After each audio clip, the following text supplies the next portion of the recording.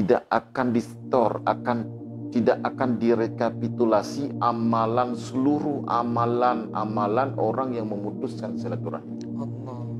Puasanya, hajinya, zakatnya, apalagi zikirnya, salat sunatnya, salat tahajudnya, salat duhanya disia-siakan oleh Allah Subhanahu wa taala. Kenapa? Karena dia memutuskan silaturahim. Tidak akan dinaikkan kepada Allah Subhanahu wa taala. Ini menjadi cambuk luar biasa kalau orang memahami tentang hadis ini. Iya, betul. Tapi pertanyaannya, kemana hati iman kita ketika kita memahami hadis ini? Iman kita kemana? Seperti itu. Iya, Ustaz. Itu kan berkaitan tentang orang yang memutuskan silaturahim. Bagaimana hal sebaliknya, Ustaz?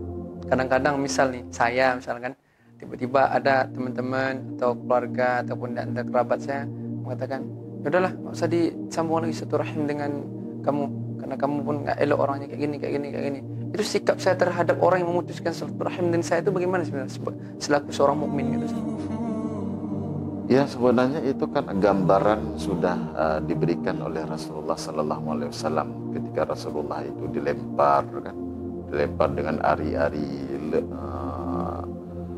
lembu apa di masa Rasulullah itu kan banyak lembu, ini apa, unta Domba ada juga, Ustaz. dengan tai unta kan, dengan ari-ari unta itu dilemparkan Rasulullah kan. Allah. Tapi ketika itu pada suatu hari Rasulullah itu nggak dilemparkan lagi pada satu pagi ya.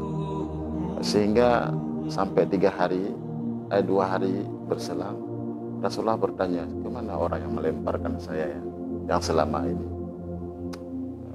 Kata orang di sekitar itu dia sakit. Maka Rasulullah yang pertama datang. Allah. Rasulullah yang pertama datang menjenguk orang sakit tersebut.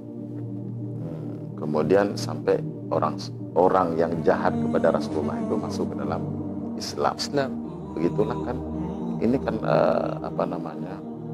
syariat yang dibawa oleh Rasulullah, yang memberikan contoh, yang diberikan contoh oleh Rasulullah. Ini adalah untuk kita.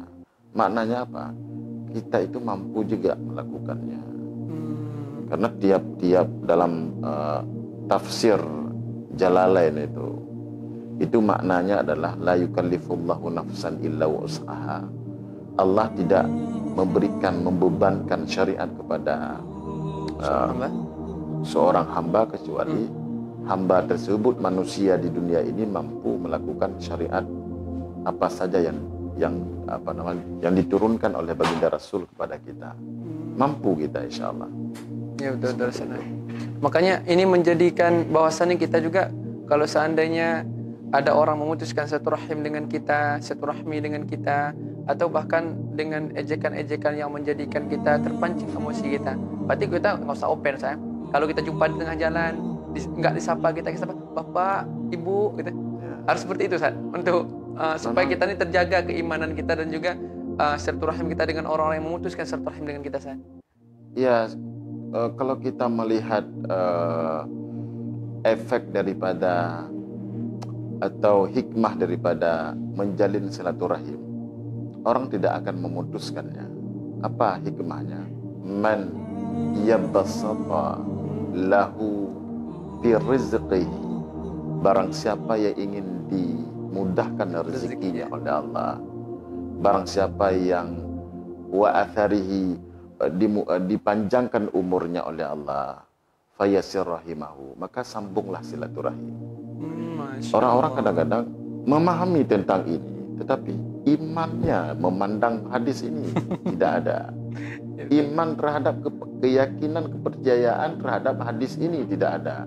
Sehingga orang-orang banyak meremehkan apa yang diperintahkan oleh Rasulullah. Sebenarnya hakikatnya benar. Dimudahkan silaturahim itu bukan hanya dimudahkan rezeki, rezeki itu bukan hanya uang, tapi kesehatan, seperti itu. Ya, ilmu bertambah juga seperti itu. Ya, anak-anaknya di rumah tidak kelaparan, itu semuanya itu akan dimudahkan oleh Allah Subhanahu wa taala. Orang yang menyambung silaturahim Ustaz. Ya. Makanya sebaiknya kita pun kalau ada seandainya orang yang tidak menyambung silaturahim kita, mestilah kita sambungkan kembali gitu, Iya, seperti itu. Baik, insyaallah. Terima kasih banyak Ustaz. Masya Allah, sangat luar biasa pembahasan kita mengenai tentang hakikat dari silaturahim terhadap kita yang masih hidup di dunia. Makanya hendaklah kita senantiasa menyambung silaturahim. Kalaupun ada orang-orang yang telah memutuskan silaturahim dengan kita, makanya hendak kita senantiasa menyambung silaturahim tersebut, jangan sempat terputus. Karena ada salah satunya sahabat Rasulullah SAW, sepengetahuan saya Ustaz, bahwasanya ada disampaikan ketika dia masuk ke pengajian Rasulullah, dikatakan ahli surga, ahli surga, ahli surga. Apa berupa rahasianya? Salah satu menyambung silaturahim. Di waktu dia tidur, dia minta kepada Allah agar diampunkan dosa-dosa yang pernah dilakukan orang-orang terhadap dirinya.